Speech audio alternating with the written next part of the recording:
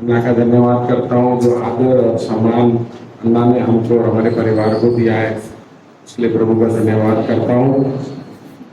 और सेवकाई में अन्ना से जो सीखने को मिलता है इसलिए मैं प्रभु का धन्यवाद करता हूँ। मैं कुछ बोलना चाहूँगा वचन में जाने से पहले। जो वचन बांटा जाता है भाइयों बहनों, प्लीज उठना बैठना बाहर जाना ना मत करिए। प्रभु का वचन सबसे महत्वपूर्ण है आपके और मेरी जिंदगी में। आपके अगर मोबाइल समय तो प्लीज ऑफ कर दीजिए,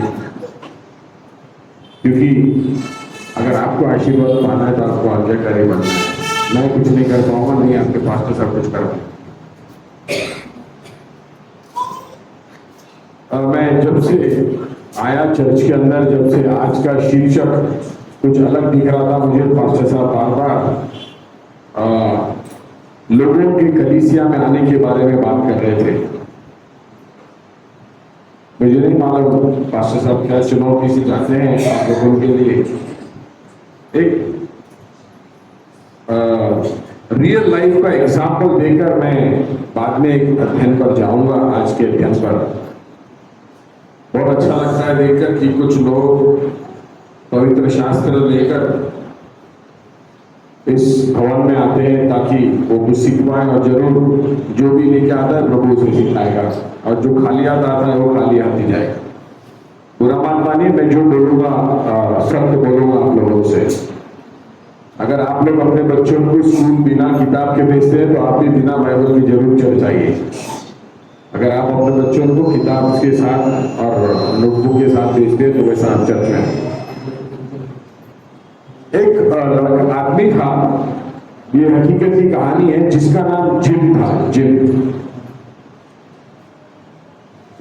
एक फैक्ट्री में काम करता था, और फैक्ट्री में आपने देखा होगा कि 1 से 2 बजे रोज दोपहर को छुट्टी होती है बड़े बड़े फैक्ट्री में। पुराने जमाने में आपको ये नहीं, आपके यहाँ बहुत बाजू में अंबाजरी में डिफेंस की फैक्ट्री है, आपने देखा होगा एक सायरन बजता है जैसी छुट्टी होती है। तो ये फैक्ट्री में जिम जहाँ काम करता था उसकी फैक्ट्री में भी सायरन बजती थी। बराबर 1 बजे तो सायरन बजता था। जिम एक साधा सा एक लेबर था जो मशीन चलाता था, पर वो यीशु मसीह से प्यार करता। जिम एक बार जैसा एक बजता तो जैसा पोंगा बजता वैसा जल्दी जल्दी अपना 5 मिनट में खाना खाता था। बाकी दोस्त लोग कैंटीन में आराम से डब्बा लाकर सब बातचीत करके खाना खाते थे। जिम जल्दी जल्दी खाना खाकर वहां से भाग जाता था, और गेट के बाहर एक चर्च हुआ करती थी, और सीधा चर्च के अंदर जाता था, और वेदी के उसको प्रार्थना नहीं करना आता था, वो ज्यादा पढ़ा लिखा भी नहीं था। ये हकीकत की कहानी है। जिम जाता था, वहां घुटने टेकता था, हाथ जोड़कर आंख बंद करके प्रार्थना करता। उसको एक ही शब्द आता था, बोलता था जीसस आई एम जिम, यीशु मसीह मैं जिम हूं। बस इतना ही प्रार्थना बोलता था, उसको आता नहीं था प्रार्थना करना। वो 2-4 बार ऐसा बोलकर वापस सायरन बजता था, और वो वापस कंपनी के अंदर आके काम करता था। ऐसे काफी महीनों सालों चलते गया। एक दिन ऐसा हुआ कि जिम काम करते करते उसके साथ मशीन में हादसा हो गया और उसको मार लग गया। तो शीघ्र ही उसे उठाकर कंपनी के अंदर एक अस्पताल था, वहां उसे भर्ती किया गया। उसका वहां इलाज हो रहा था।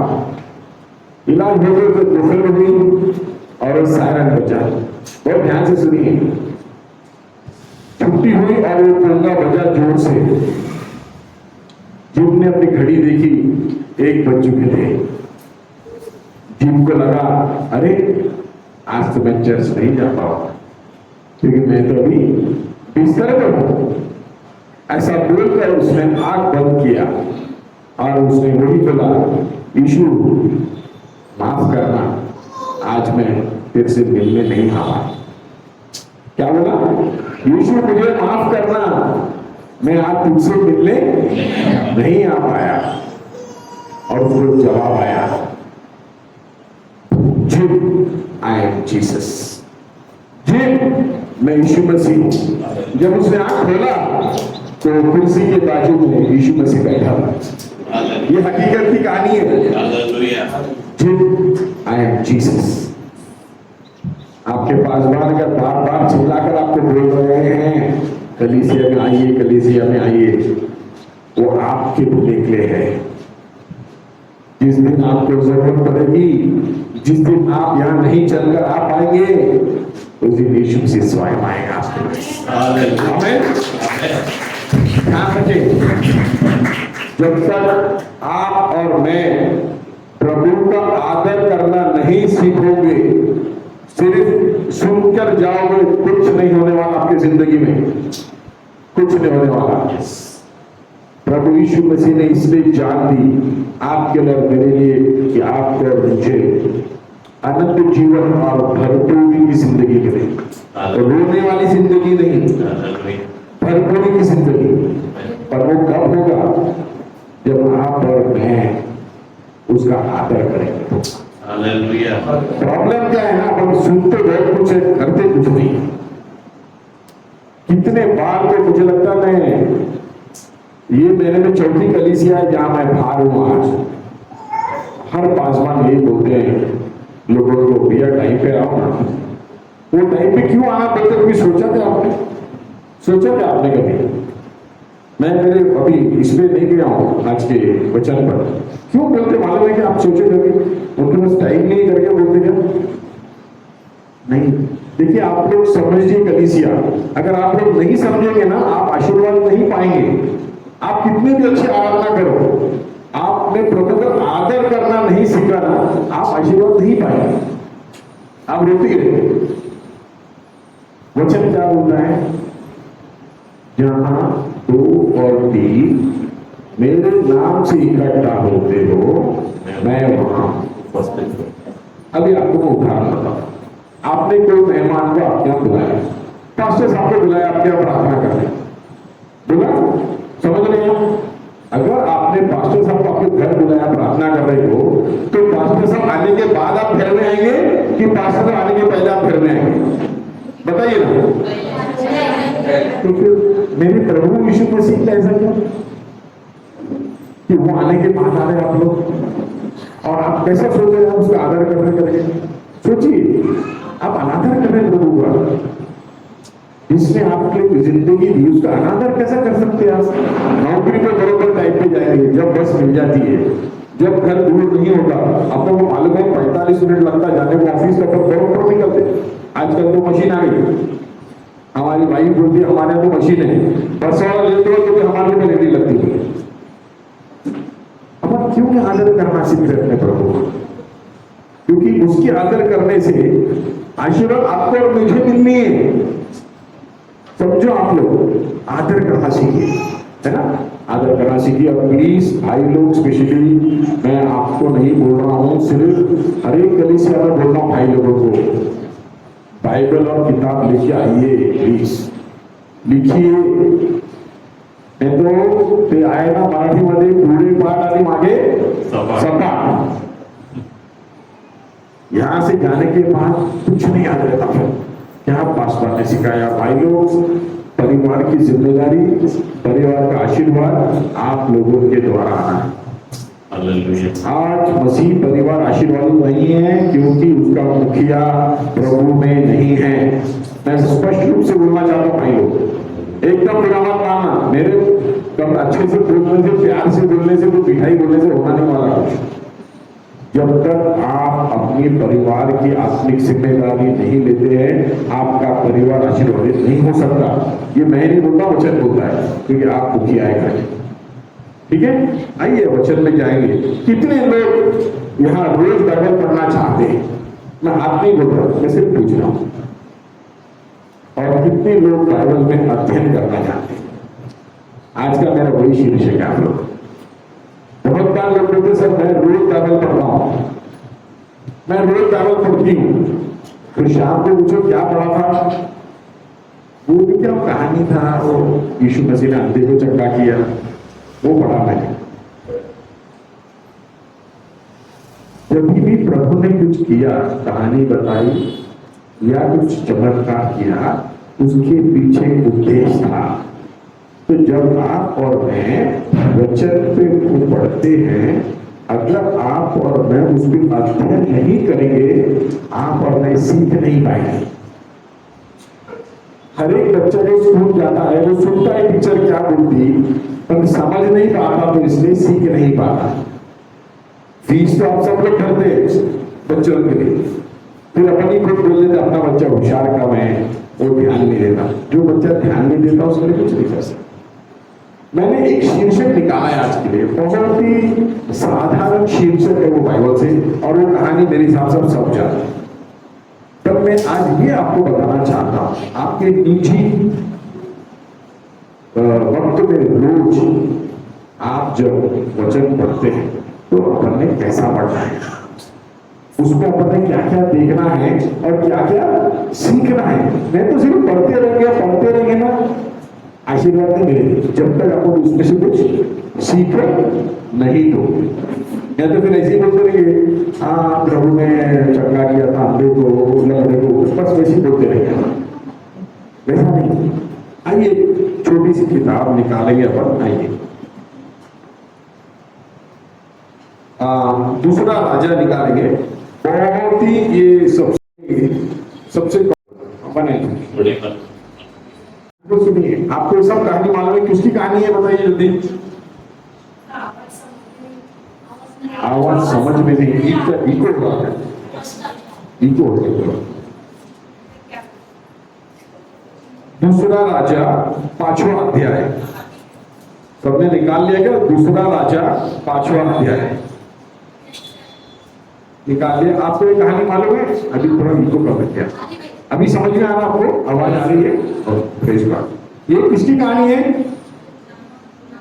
नामान की कहानी है।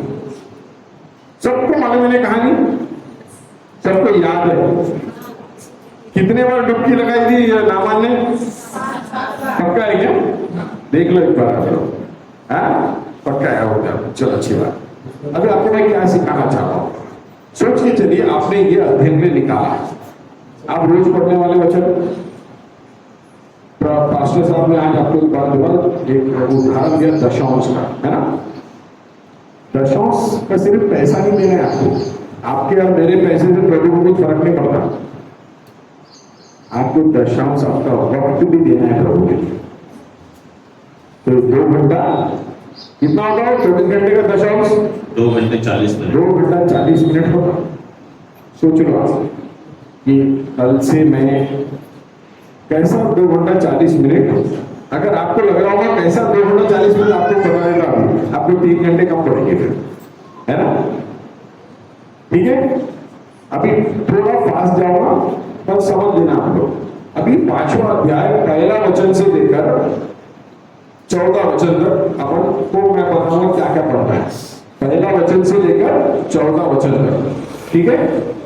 पहली चीज, इसमें कौन कौन लोग हैं, कौन कौन लोग हैं? देखिए, मैं आगे जल्दी बढ़ना करके बोलूंगा, आप लिख सकते हैं। इसमें टोटली 8 लोग हैं, ये कहानी के अंदर 8 लोग हैं। कितने लोग हैं? देखिए, पहला कौन है? नामान है, नामान खुद पहला है। दूसरा आराम का राजा है, बराबर। तीसरा नामान की पत्नी है, नामान की पत्नी है तीसरी। चौथा एक छोटी नौकरानी है उनके घर में जो काम करती है। 4 हो गए अभी तक। 5वां देखिए, इजराइल का राजा है, इजराइल का राजा है। 6वां एलीशा खुद है, नबी एलीशा खुद है 6वां।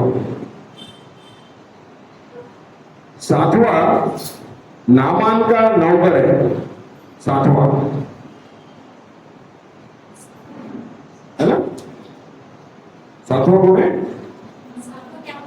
नामान का जो नौकर है ना, नामान के साथ जो आदमी आता है वो है। और 8वां है नामान का, एलीशा का साथ में रहने वाला गेहाजी। ऐसे 8 लोग हैं। सोच के चलिए, आपने कल सुबह निकाला 5वां अध्याय या आज सुबह निकाला 5वां अध्याय 1 से 14 तक आपने पढ़ा। तो पहला काम क्या करेंगे आप, कितने कितने लोग थे इसके अंदर, अभी आपने लिखा 1 2 3 4 5 6 7 8 लोग हैं। अब ये कहानी बाइबल में क्यों लिखी गई है? अपने को सिर्फ एक ही दिखता, नामान कोड़ों से चंगा हो गया, बस उतना ही सीखा था, उससे ज्यादा वो सीखा क्या? बताइए, नामान कोड़े में चंगा हुआ और तू सीखा क्या बनने? ऐसा नहीं है, ऐसा नहीं है। प्रभु के वचन ऐसा नहीं है, सिर्फ चंगाई का वचन नहीं है। आप समझिए, पहली चीज, अब पहला क्या नाम लिखा आपने? नामान। अभी नामान से आप और मैं क्या सीख सकते हैं? आप और मैं क्या सीख सकते हैं? अपन ने पढ़ कर देखा, मैं अभी नामान से क्या सीख सकता?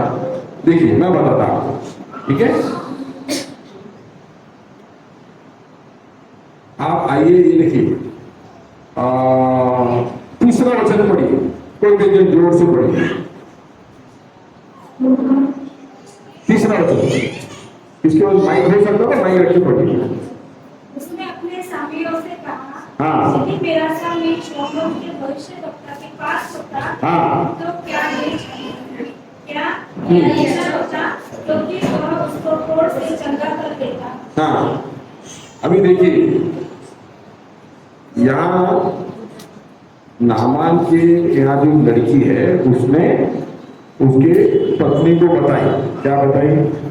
कि ये नौकरानी लड़की बोल रही है कि इजराइल में एक भविष्यवक्ता रहते हैं जो आपको कोड़ों से चंगा कर सकता है। किसको देखी? अपने पति को देखी, है ना? तो नामान क्या करता? चौथा वचन पढ़िए, नामान क्या करता? देखिए, तो नामान ने अपने प्रभु के पास जाकर कह दिया, हाँ, इजराइल की लड़की इस प्रकार करती है। हाँ, अराम के राजा ने कहा, तू जा, मैं इजराइल के राजा के पास। बस बस। देखिए भाई लोग, नामान की पत्नी ने कुछ बताया, नामान को बताया ना, तो अब क्या सीख रहे भाई लोग नामान से? उसने अपनी पत्नी की बात सुनी, समझ रहे क्या भाई लोग? पत्नी की बात सुनना जरूरी है। अगर आप उत्पत्ति 1:1 पढ़ेंगे तो प्रभु ने पहला अध्याय पढ़ेंगे तो प्रभु ने बोला कि मैं इसके लिए उत्तम सहायक बनाऊंगा। अगर सहायक की बात नहीं सुनेंगे अपन तो प्रॉब्लम में कौन आएगा? अपन है। तो पहली चीज मैंने नामान से क्या सीखी है कि अपन भाई लोग जो भी शादीशुदा है, शादीशुदा इसकी उसकी औरत की बात सुनने की बात नहीं कर रहा, गलत मत सुनना। अपने पत्नियों की बात आप सुनने की आदत डालो। तो अपन ने कैसा पढ़ना पड़ते समय, अरे यार देखो नामान ने अपनी पत्नी की बात सुनी और देखो नामान कोड़े से चंगा हुआ, तो मैंने भी अपनी पत्नी की बातें सुननी चाहिए। समझ रहे क्या? अपन एक ऐसा अध्ययन करना, मैं ये सिखा रहा हूँ आप लोगों को। आप बहन लोग ये मत करना जाकर भाई लोगों को कि देखो नामान की पत्नी ने उसकी बात सुनी, तुम भी मेरी बात सुनो। वो आपने नहीं ऐसा बोलना, ऐसा मत करना। मैं तो बहुत बहन लोग ऐसे ही करते थे, बोलेंगे देखो नामान की पत्नी की बात सुनी, तुम भी मेरी बात सुनो। ऐसा नहीं, वो आपने नहीं है, वो भाई लोग बोल रहे है ना। आपने क्या है देख के आगे बढ़। हाँ, अपन ने दूसरा क्या लिखा इसमें? राजा, आराम का राजा के बारे में देखा। भाई आराम का राजा देखिए गैर विश्वासी था, समझ लीजिए। आराम का राजा कौन था? वो प्रभु को, इस्राएल के प्रभु को जानता नहीं था। पर अगर आप देखेंगे 5वें अध्याय में जिस समय नामान ने आराम को बोला कि हे मेरे मालिक, बाजू वाले देश में जिनका वो दुश्मन थे, वो देश में एक ऐसा नबी है जो मुझे कोड़ों से चंगा कर सकता है। आराम ने रोका नहीं उसको। अभी पास्टर साहब सुबह जब वचन चालू आराधना करके बोल रहे, बहुत बार लोग रोक देते अपने से, है ना, भवन में आने से नहीं। यहाँ आराम का राजा क्या सीखने को मिलता अपने को? वो विश्वास उसको मालूम नहीं था, फिर भी उसने बोला नहीं, अगर तेरा भी भला हो सकता है, देख मैं देख के भी भेजता हूँ साथ में, तू जा, तू जा। कितने बार आप और मैं दूसरे की तकलीफों में काम आते हैं बताइए? कलीसिया कितने कितने बार काम आपने बताइए। ये आराम का राजा गैर विश्वासी था और वो दूसरों की तकलीफ में काम आया। सीखने की है कि नहीं ये बात आराम के राजा से। मैं कलीसिया का उदाहरण देता हूँ। नागपुर में एक छोटी सी कलीसिया है, वो कलीसिया की बहुत अच्छी चीज है। मैं चाहता हूँ कि आपके भी कलीसिया में अगर नहीं होती होगी तो आपने करना चाहिए। वो कलीसिया का छोटा सा एक व्हाट्सएप ग्रुप है। कलीसिया का छोटा सा एक व्हाट्सएप ग्रुप है। उसमें क्या करते मालूम है क्या? अगर कोई बीमार हो गया घर पे तो वो ग्रुप में डाल देते हैं। तो ऐसे एक परिवार की एक बच्ची बीमार हो गई, उसको अस्पताल में एडमिट करना पड़ा। तो पास्टर साहब ने मैसेज डाला, कौन कौन इनको सहायता कर सकता है आकर। सिर्फ आपको 2-2 घंटा बैठना है हॉस्पिटल में आके, क्योंकि यहाँ कोई नहीं है इनके साथ। तो 10 से 15 मिनट में सभी लोगों ने डाल दिया कि 12 से 2 मैं बैठूंगा, 2 से 4 मैं बैठूंगी, 4 से 6 मैं बैठूंगा। क्या सीखने को मिल रहा है कलीसिया अपने को इससे? कि हम सिर्फ यहाँ आराधना नहीं कर रहे आ रहे, हम एक दूसरे की सहायता कर रहे हैं। ये आराम के राजा से अपन सीख सकते हैं कि इसे कैसा अपने जो साथ में काम करता था उसको मदद की। तीसरी चीज, तीसरा कौन था अपना तीसरा कैरेक्टर? छोटी लड़की, बरोबर है? जिसने लिखा हुआ तीसरी लड़की छोटी है। अभी लड़की का आपको मालूम है कि हिस्ट्री क्या है? आराम की पत्नी नहीं, परम पत्नी का खाने का सिस्टम।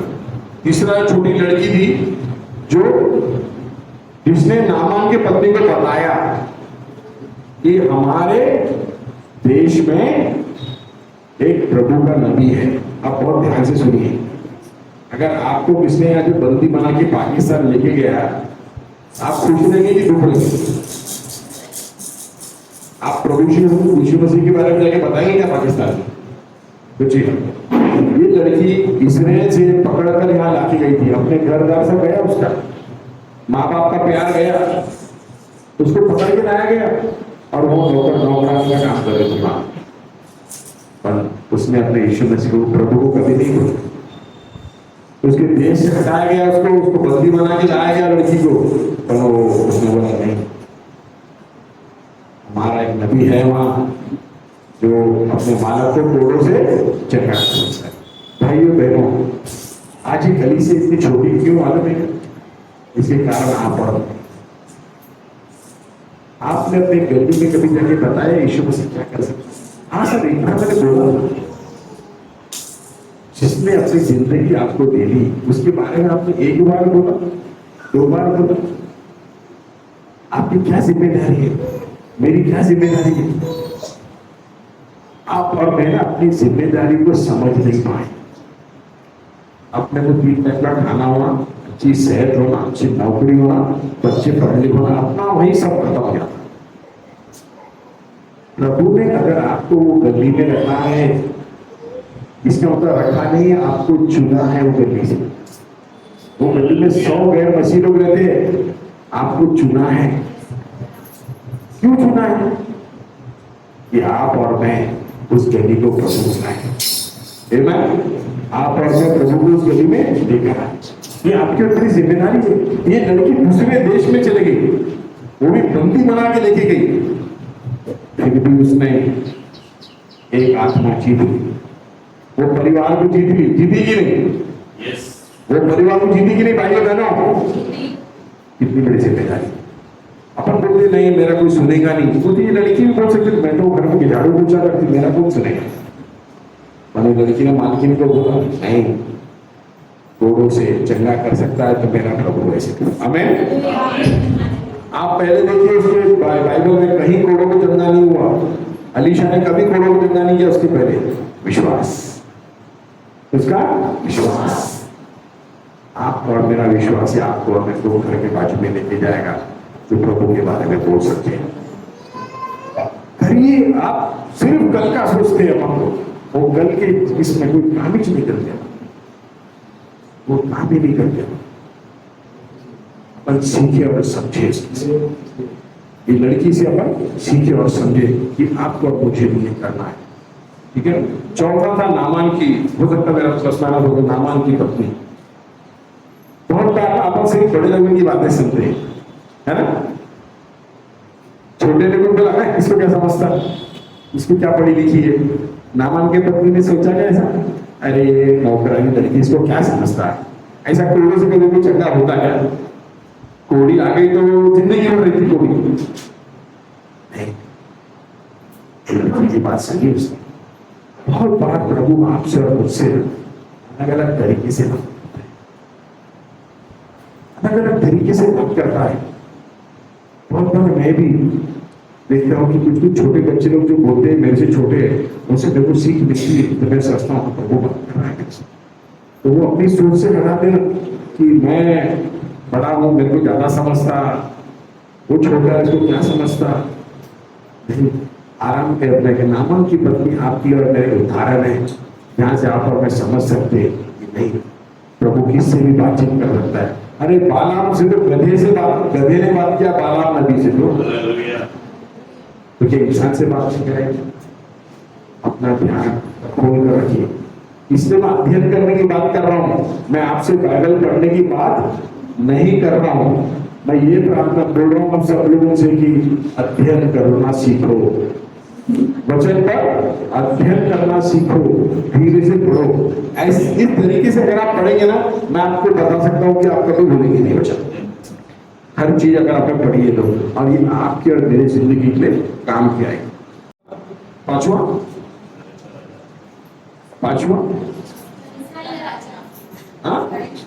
इस्राएल का राजा। अभी देखिए ना, इस्राएल के राजा की परिस्थिति और ये एरिया की परिस्थिति एक ही है। बहुत ध्यान से सुनिए, इस्राएल की राजा की परिस्थिति और आपके आजू बाजू की परिस्थिति एकदम बराबर है। आप पूछो कैसा? आप पढ़िए 8वां वचन पढ़िए, नहीं एक मिनट, 7वां वचन पढ़िए, सॉरी। यह पत्र पढ़ने पर इस्राएल के राजा ने अपने वस्त्र फाड़े और जोर से पढ़िए ना।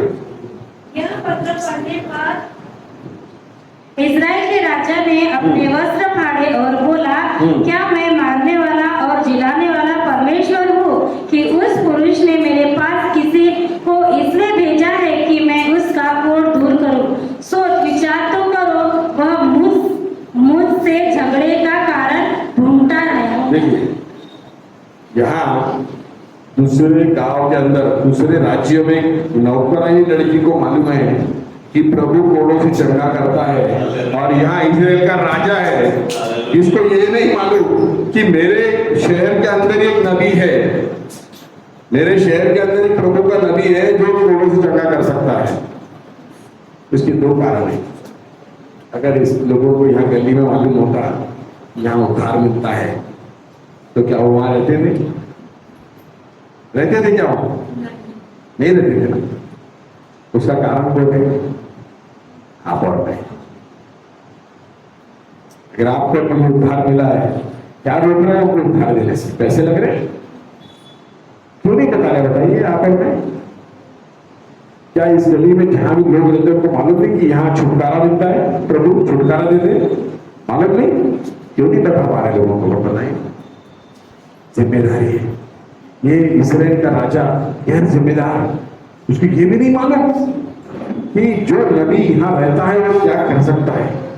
वैसा ही बहुत लोगों को यीशु के बारे में नहीं मालूम कि यीशु क्या कर सकता है। उनको यही मालूम है कि यीशु मसीह 2000 साल पहले आया था, मारा और चला गया, जी उठा करके भी नहीं मालूम उनको। ये आपकी और मेरी जिम्मेदारी कलीसिया पासवान की नहीं है सर। अब हम बोलते मेरे लिए आया, मेरे लिए जिया, मेरे लिए उसने दुख उठाया, मेरे लिए मारा गया, मेरे लिए गाया। अपन क्या सच्ची में इसको रिहाइस करें? अगर अपने लिए इतना कुछ किया है मेरे यीशु ने, अपन से क्या दूसरे को बता नहीं सकते? उसके लिए भी करेगा। आमीन।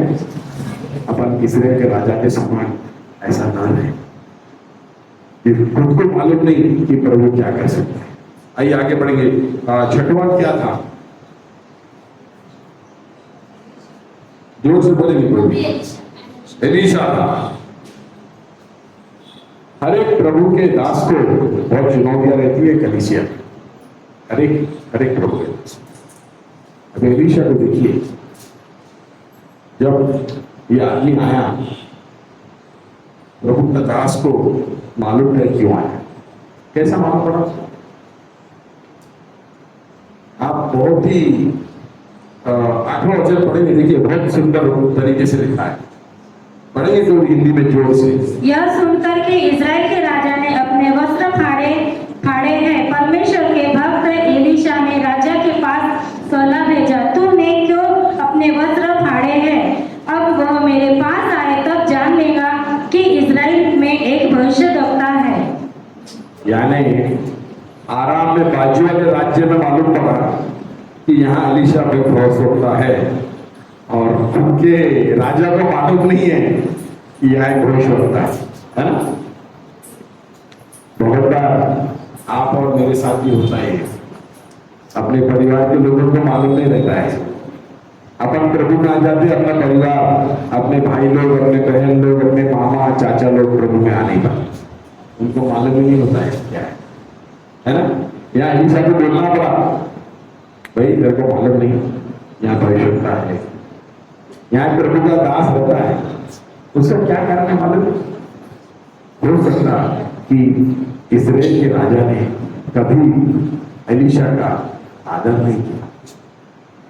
जब तक आप और मैं प्रभु के दास का आदर नहीं करेंगे, और ध्यान से सुनिए, देखिए कुछ कुछ सिद्धांत है वचन के अंदर, उस सिद्धांत को आप और मैं अगर नहीं मानेंगे ना, आप अपना आशीर्वाद नहीं पा सकते।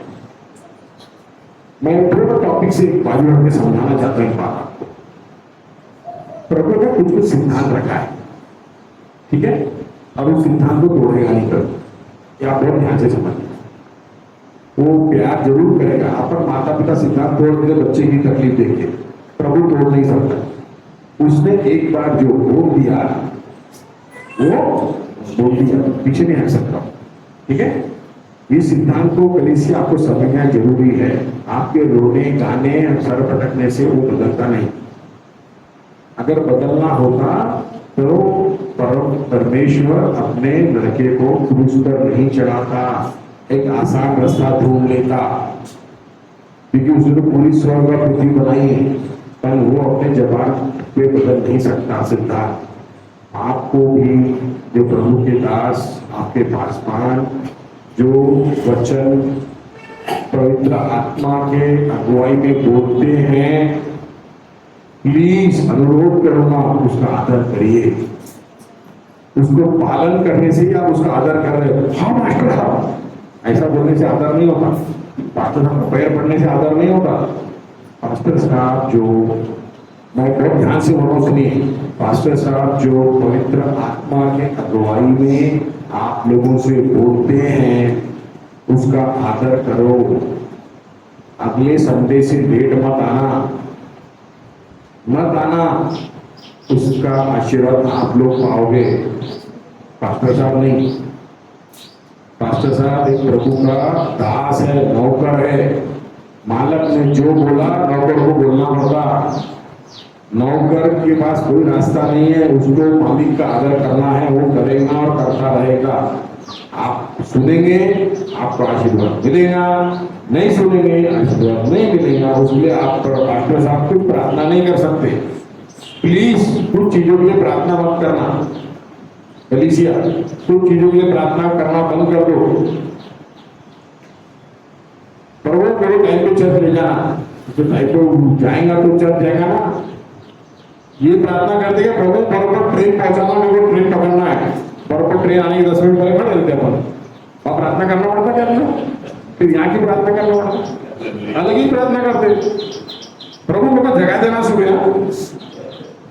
अरे जैसा प्रभु का एहसान कर रहे हो, अरे वो तो आपका और मेरा ये सौभाग्य है कि आप और मैं एक परम पिता जो पूरा राज्य, पूरा दुनिया को चलाता है, वो आपसे अपने से बातचीत कर रहा है सुबह उठ के, और उसमें और उल्टा बोलते।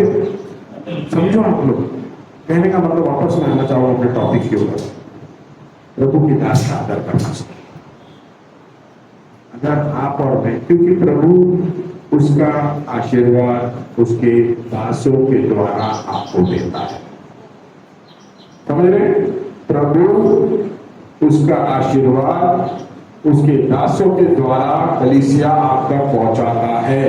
अगर आपने उसके दासों का आदर नहीं किया तो वो कुछ नहीं कर सकता। आप ये नहीं बोल सकते तेरे दास को हटा, मैं डायरेक्ट आ रहा तेरे पास, तो वो डायरेक्ट वाला कोई काम ही नहीं। मैंने उसको नियुक्त किया है, उसको अभिषेक किया है, वो अभिषेक उसके द्वारा तेरे तरफ पहुंचे। कलीसिया समझ रहे हैं आप? टाइम टाइम आदर करिए अपने प्रभु के दास का, आदर करिए उसके बोलने का, ठीक है? उसको इंसान करके आप मत सोचिए, वो प्रभु का दास है। और सबसे खास बात, प्रभु का पवित्र आत्मा का अभिषेक उसके ऊपर है ताकि वो आप लोगों को चरवा बनकर चलाए। भेड़ियों लोग अपना दिमाग मत चलाओ, जैसा चरवाहा बोलता है वैसा करो। वैसा जब आप आदर करोगे आपका परिवार आशीर्वादित होगा। हमें आगे बढ़ेंगे। तो अपन एलीशा की जिंदगी से देखिए अपन ने क्या है। अभी एलीशा देखिए और एक क्या चीज करता है, क्या सीखने वाली बात है एलीशा से। बहुत बड़ा आदमी आया, एक देश का सेनापति आ रहा है, पर एलीशा ने वही किया जो प्रभु ने बोला उसे, उससे मिला भी नहीं वो। अभी मैं बताता, आप थोड़ा सा उसको काल्पनिक सोचो, वो आया कैसा आया। अभी 2 घंटा में एक साथ बोलूंगा, एलीशा और नामान का 2 मिनट, बहुत ध्यान से समझो। अध्ययन करना उसी को बोलते वचन के ऊपर। सेनापति कैसा आएगा? अगर आपके यहाँ का प्रधानमंत्री है कैसा आएगा? ऐसे चल के आएगा स्कूटर में कार में? जब वो आएगा उसके आगे 2 गाड़ी आएंगी कि नहीं? 10 पुलिस वाले उतरेंगे कि नहीं? फिर वो अंदर चले गए। तो ये अगर आप पुराने नियम में जाके देखेंगे, इनके राजाओं का जो कहानियां हैं, जब इनके सेनापति आने के पहले इनके लोग आ जाएंगे, रथ आएगा, रथ चैरियट में से जवान लोग उतरेंगे, उनके हाथ में अभी बंदूक है, जब तो बंदूक नहीं थी, जब तलवारें और भाला था उसके साथ उतर खड़े हो जाएंगे, सेनापति आ रहा है। पूरा देश का सेनापति है वो। नामान जो है पूरे देश का सेनापति है। और हो सकता वो समय इन सबको अपने ड्रेस रहते थे, कपड़े, ये आपके वैसा कपड़े तो नहीं पहनेगा ना सेनापति, उनके अपने अलग ड्रेस रहते, जैसे आजकल के लोग पहनते हैं, पैच वैच जो भी रहता होगा वो सब पहन के उतरता है। आप बताइए मेरे को, अगर आपने बोला उसको, वो ध्यान से सुनिए, वो बाहर आके खड़ा रहा, उसको क्या लगेगा यार मैं देश का सेनापति आया, तो क्या करना चाहिए मेरे को? आके एकदम दरवाजे में, सर आइए प्लीज आइए। और यहाँ नामान भाई अपना एलीशा भाई अपना कुर्सी से भी नहीं उठा, बोले उसको बोलना, वो जाएगा योर्दन नदी में डुबकी लगाएगा। और अपन देखते हैं कि नामान कितना गुस्सा आ गया। क्यों मालूम है गुस्सा है? अहंकार। तेरे को मालूम है क्या मैं क्यों बोलते ना रोड में एक्सीडेंट हो जाता है, देखो मालूम है क्या मैं क्यों? पुलिस वाले ने पकड़ा, अपने को सिग्नल काटते समय तो फोन लगा के देता, तेरे को मालूम है क्या मैं कौन? बोलते कि नहीं कलीसिया, है ना? माहिता का भी कोण आहे, माझ्या मामा कमिश्नर आणि माझे चाचा ते आपण पूरी रिश्तेदारी निकाल लाते। अहंकार, बहुत गुस्सा है ना। एलीशा को कोई फर्क नहीं पड़ा। मैंने आपको ऐसा बोला, प्रभु का दास वही कर सकता है जो प्रभु बोलता है। जो प्रभु ने बोला उसने वही किया। उसने तो नामान को पहचानता भी नहीं था, उसको ऐसा मालूम पड़ा कि नामान अहंकार वाला होगा। प्रभु का पवित्र आत्मा जैसा उसके दास को बोला उसने वैसे ही। थोड़ा काल्पनिक सोचो क्या हुआ होगा। अपन जरूर पढ़ते, जो नहीं पढ़ रहा, जो नहीं दिखा मैं समझा रहा आपको भी नामान और एलीशा के बारे में। एलीशा कभी नामान से मिला नहीं, नामान कभी एलीशा से मिला नहीं। यहाँ प्रभु का दास जो प्रभु बता रहा है वही कर रहा है। तो बोल सकता नहीं है बाहर उठ के जा रहा हूँ, वही इजराइल का राजा भेज रहा है मेरे तरफ आदमी, थोड़ा सा बोलते ना मैं उनको भेज रहा हूँ, देख लेना, है ना? तो मैं इससे जाता हूँ, क्या आएगा? एलीशा अपने कुर्सी से हटता नहीं, इसलिए कि एलीशा को घमंड रहता नहीं। प्रभु जैसा बताता अपने दास को, दास वैसा ही करता है। इसलिए जब अगर आपके पासवान यहाँ से भी बोल दिया तो हो सकता है आपको वैसा चुभे, बात को चुभे। और ऐसा है, घाव को छेड़ने से दर्द होता है ना, सब जगह छेड़ने से दर्द होता है क्या? जहां घाव लगा था ना उसको छेड़ने से दर्द होता है। तो आपके जब पासवान बोलते हो घाव पे मार लगता है तो दर्द होता है। ऐसा मतलब मारे क्या पास्टर साहब हमारे को टोकते रहते हैं यार, आपके भले के लिए बोल रहे हैं, आपके भले के लिए बोल रहे हैं कि आप तैयारी से प्रभु के भवन में आए। तो यहाँ पर एलिशा से सीखते हैं, प्रभु के दास ने वही किया नामम। अभी नामम के ऊपर आखिरी नाम में देखिए कितना सुंदर काल्पनिक सोचिए। नामान उतरा सेनापति, उसके साथ सब उसका पूरा गैंग उतरा। एक उम्मीद में कि अभी एलिशा आएगा और कुछ करेगा। एलिशा आया नहीं। एलिशा ने बोल दिया तो जाओ पानी में डुबकी लगा, जाओ पानी में डुबकी लगा। कितना गुस्सा आया वहां। पहली चीज मैंने बताया अहंकार। क्यों मालूम है? वो काय का अहंकार लेके आया था? मैं कौन? सेनापति हूं आराम का, चीफ सेनापति, मेरे ऊपर कोई नहीं। आकर आप पढ़ेंगे राजा के बाद वही था। अरे यार क्या बेकार बात कर रहे हैं यार, आके तो बोल सकता था ये बात। वो उसके नौकर को बोलिए जाके बोलता उसको, खुद भी आया नहीं बाहर। क्योंकि पानी में डुबकी लगाने से पहले क्या करना पड़ेगा मालूम है? क्या करना पड़ेगा? पानी में डुबकी लगाने के पहले क्या करना? आप जब तैरने जाते हो क्या करते हैं? इसी कपड़े से उतर जाते हैं पानी के अंदर? कैसे जाते हैं? वर्दी उतारनी पड़ी नामान को। कौन सी वर्दी? सेनापति की अधिकार घमंड की वर्दी। बिना वो टूटे चंगा आ नहीं सकती। पानी में कुछ नहीं था, पानी में कोई चमत्कार नहीं था। बहुत बार आप लोग पासवान के पास आएंगे और बोलेंगे सर वो तेल प्रार्थना कर दो लगाने से अच्छा हो जाएगा। तेली है और तेली रहेगा, पर आपका जब विश्वास आएगा तो उसका अभिषेक आएगा।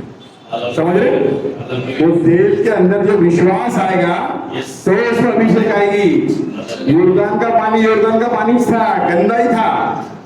उसके आराम देश में बोलता है इससे तो बड़े बड़े नदी है यार हमारे यहाँ, वही डुबकी मारने जा रहे नहीं। उसका अधिकार उतरना जरूरी था प्रभु के सामने। प्रभु के सामने कोई सेनापति नहीं है, सब सेवक है। आमीन। प्रभु के राज्य में एक ही है, कौन है वो खुद राजा है, बाकी सब प्रजा है। उसके राज्य में कोई सेनापति नहीं है। प्रभु ने बोला उतारना पड़ेगा और सबके सामने उतारना पड़ेगा, अकेले में नहीं। अहंकार, अधिकार सब सबके सामने उतारना पड़ेगा मेरे भाइयों बहनों। इसलिए बपतिस्मा अकेले में नहीं दी जाती, बंद कमरे के अंदर बपतिस्मा नहीं दी जाती। कलीसिया के सामने बपतिस्मा दी जाती, जहां अपन अपना अंगीकार करके बोलते हैं मैं मेरे सब जो मेरे सेवा करते हैं इनके सामने, इसीलिए तो इन मेरे को सैल्यूट मारते हैं। मैं ये उतार दूं, ये क्या सोचेंगे? मैं तो मेरा जोकर बना रहा हूं, लोग तो मेरा मजा उड़ाएंगे। अभी क्या कर रहा अपना सेनापति, कपड़े उतार के पानी में जा रहा। अगर नहीं हुआ तो क्या? लोग तो बोलेंगे अभी क्या किया इसमें, जोकर ने क्या किया, पागल बना इसमें। नहीं, उतारना पड़ा। हर एक घुटना झुकेगा, हर एक जबान बोलेगी। करना पड़ा, कोई रास्ता नहीं था। मैंने बोला प्रभु ने हर एक सिद्धांत रखा है भाइयों बहनों, कोई सेनापति के लिए अलग सिद्धांत, आपके अलग सिद्धांत नहीं है। अहंकार, घमंड सब छोड़ना पड़ा सबके सामने। एक छोटे नबी ने बोल दिया, दुनिया के सामने तो एलीशा बहुत छोटा था, बोल दिया, करना पड़ा। और जब बाहर निकल के आता है तो देखिए क्या बोलता है। बहुत सुंदर तरीके से वो बोलता है। वो ये नहीं, इसमें नहीं है, वो आगे में लिखा है कि किस तरह अपना जो नामान है उसको किस तरह ये लगा कि मैं क्या हूँ मेरे प्रभु के सामने। देखिए वो बोलता है 15 वचन कोई पढ़ेंगे। तब वह अपने सब धन समेत परमेश्वर के भक्तों के यहाँ लौट आया और उसके सम्मुख खड़ा होकर कहने लगा, सुन, अब मैंने जान लिया है कि समस्त पृथ्वी के इस्राएल को छोड़ और कहीं परमेश्वर नहीं है, इसलिए अब अपने दास की भेंट ग्रहण कर। देखिए दो बदलाव, बहुत ध्यान से देखिए, नामान के दो बदलाव। पहले जब आया एकदम टाइट, मैं सेनापति 12 पता क्या करना है, बुला अंदर। और चमत्कार होने के बाद पहले घुटने टेक दिए, अब मैं जान गया हूँ यहोवा ही परमेश्वर है। आमीन। पहला अंगीकार, यहोवा ही परमेश्वर है। और देखो क्या बोल रहा दूसरे बात में, अभी एलीशा कौन बन गया उसका, देखिए बहुत ध्यान से समझना है बात आप। और दूसरी बात बोलता है, क्या मैं आपका दास हूं, आपको दे सकता हूं क्या। पहले तो बोल रहा था मैं सेनापति, अब बोलता है एलीशा को मैं तो आपका दास हूं, मैं तेरा नौकर हूं। यहां बोलता है इंग्लिश में कि हे एलीशा, मैं तो तेरा नौकर हूं, कुछ ले ले भेंट मेरे से, स्वीकार कर ले मेरी भेंट, नौकर के समान। बदलाव। भाइयों बहनों, जब तक आप में और मेरे में, आपके और मेरे स्वभाव में बदलाव नहीं आएगा, जब तक आप और मैं परमेश्वर के बच्चों का आशीर्वाद नहीं पाएंगे। ये सिद्धांत है, जब तक आप में और मेरे में अपने पुराने स्वभाव का बदलाव नहीं आएगा, आप यीशु यीशु यीशु चिल्लाते रहो, आपके 90 साल हो जाएंगे, कब्र में पहुंच जाएंगे, कुछ नहीं होगा। इसीलिए पौलुस बोलते हैं, अब मैं नहीं रहता, मेरा परमेश्वर रहता है। अपने स्वभाव को बदलना सीखे अपन। अब एक तरफ अपन बहुत अच्छी आराधना करते हैं, एक तरफ प्रभु अपने प्यार से अपने को अभिषेक से भरता है, पर वो अभिषेक को अपन कभी खुद को बदलने को नहीं देते।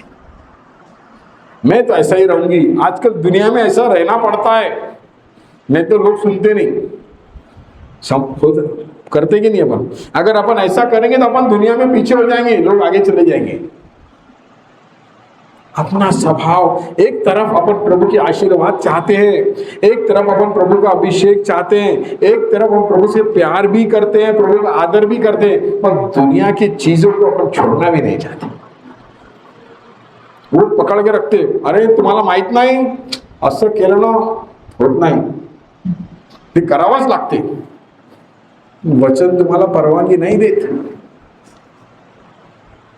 वचन आपको और मुझे परवानगी नहीं देता करने की, चाहकर भी।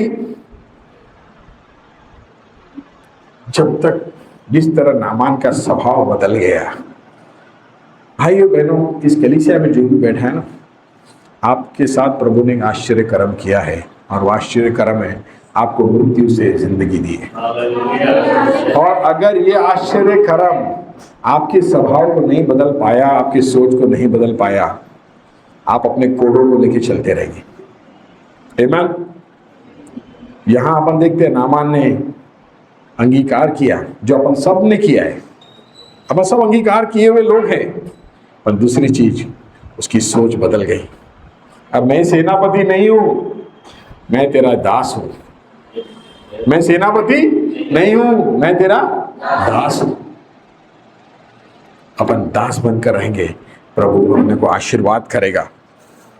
ठीक है, मुझे लगता है मैंने सभी लोगों के बारे में आपको बता दिया। गेहाजी के बारे में जरूर बताना चाहता हूं एक बार आखिरी में। गेहाजी एलीशा का एक नौकर था, बरोबर है, उसके साथ रहता था। अगर आप बहुत अलग अलग वचन पढ़ेंगे, पास्टर साहब समझा सकते बाद में आपको, जो आश्चर्य कर्म एलीशा ने किया, वो गेहाजी देख रहा था, सब देखता था। एक तो आश्चर्य कर्म अपन यही देखा, कोड़ों को चंगा किया। एक बार ये आराम के राजा अपनी सेना को लेकर आया, पूरा एलीशा को घेर लिया इन्होंने मारने के लिए। डर गए ये लोग। एलीशा को गेहाजी ने बोला, मालिक कभी कैसा होगा? मालक ने बोला, हे प्रभु इसकी आँख खोल, ये देखिएगा कि स्वर्ग की सेना मेरे साथ कितनी खड़ी है। प्रभु ने दिखाया, फिर भी गेहाजी नहीं बदला। भाइयों बहनों, वही गेहाजी आपके और मेरे अंदर है। अपन आश्चर्य कर्म देखते, अपन वचन को सुनते, प्रभु का आशीर्वाद पाते, पर अपन बदलना नहीं चाहते। अपन बदलना नहीं चाहते। और गेहाजी के साथ क्या हुआ? यहां अपन देख रहे हैं कि नामान ने भेंट दिया, एलीशा ने बोल दिया नहीं चाहिए, क्योंकि प्रभु का दास वही करेगा जो प्रभु बोलता है। पर गेहाजी बाहर गया, उसने उससे भेंट ले ली। इसलिए एलीशा ने बोला, नामान का कोट तेरे को चिपक जाएगा। नीति वचन 29वां अध्याय और 29वां अध्याय पहला वचन पढ़ेंगे। नीति वचन 29वां अध्याय और पहला वचन पढ़ेंगे। प्रोवर्ब्स 29:1। देखिए, हर बार आशीर्वाद का वचन मत पढ़ते जाइए, कभी कभी सीख का वचन भी पढ़िए भाइयों बहनों। नहीं तो हम सिर्फ आशीर्वाद का वचन पढ़ते जाते, प्रभु आशीर्वाद देगा, आशीर्वाद देगा, आशीर्वाद देगा, क्यों देगा, कब देगा, ये नहीं पढ़ते। पढ़िए प्लीज, कोई भी एक जन माइक से पढ़िए प्लीज। नीति वचन 29वां अध्याय, उसका प्रोवर्ब्स 29:1।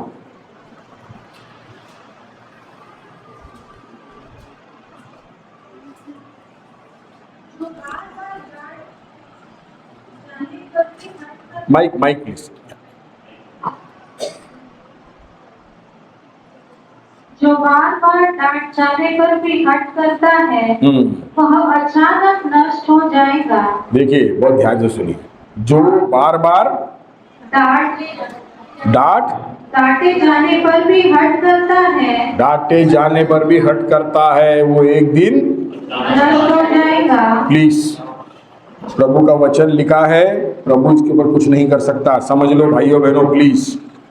आपको बार बार अगर पासवान कुछ बोल रहे हैं पवित्र आत्मा अगुवाई में, सुनिए, करिए। बाद में देखेंगे, बाद में करेंगे, मत करिए। फट्टा एक बार पड़ा तो उठे नहीं पाओगे कभी। परमेश्वर के बच्चे, इसका फायदा मत लीजिए। एक दिन बार बार बोलेगा, एक दिन वो खत्म हो जाएगा ना, फिर कभी नहीं होगा। अपना स्वभाव बदलेंगे अपन। नामान ने बदला।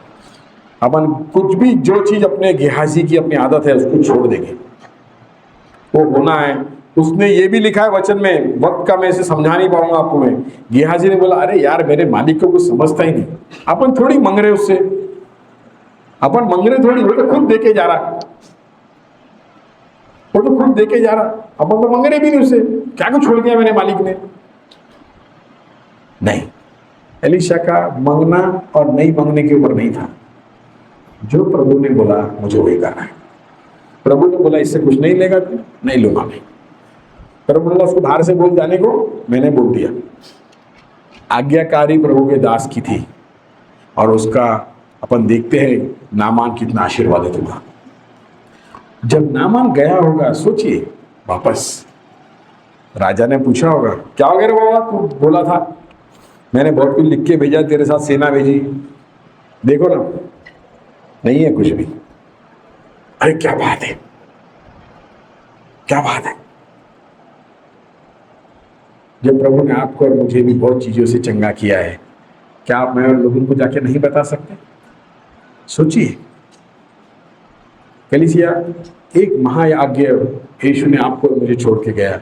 जाओ लोगों के मेरे बारे में बताओ, बताइए, एक एक दिन मत खोइए, बताइए अपने दोस्तों को बताइए, कॉलेज में बताइए, स्कूल में बताइए, अपन जहाँ जॉब करते हैं वहाँ बताइए कि यीशु ने मेरे लिए क्या किया, और उसको अगले संडे चर्च में लाइए।